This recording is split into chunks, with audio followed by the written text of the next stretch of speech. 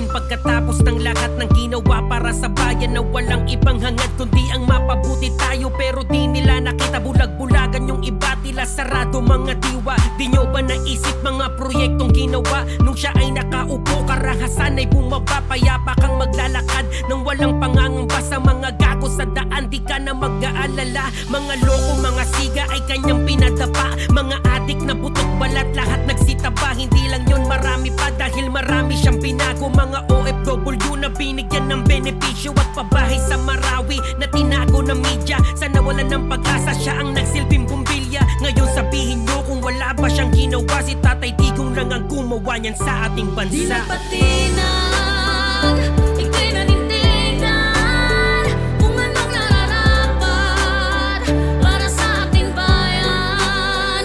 Ipinaglaban mo ang mga walang kakayahan.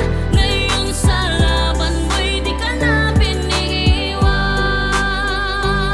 Salamat sa panunungkulan mo, Rodrigo Duterte. Salamat, ginawa mo 10 taon ng pasaporte. At sa mga motoristang may 5 taong lisensya, sa panunungkulan mo daman namin ang iyong presensya. At libreng tuition sa pampublikong paaralan. Saludo kami sa ginawa mong patakaran. Ikaw lang ang nag-iisang nagpasuko sa mga adik. Di ko alam kung bakit marami sa iyong nagagalit. Dinagdagan mo sahod ng sundalo at kapulisan para puksain ang mga gagong mga tulisan. Ang dami mong pinamana bago mo kami alisan. Sa puso namin ay hindi ka mapapalitan, dahil ikaw lang ang pinuno sa amin. Nagmalasakit, pinaramdam mo ang tunay at hindi ka naging ganid. O sabihin nyo ngayon kung wala ba siyang ginawa. Si Tatay Digong lang ang gumawa niyan sa ating bansa. Di nagpatinag,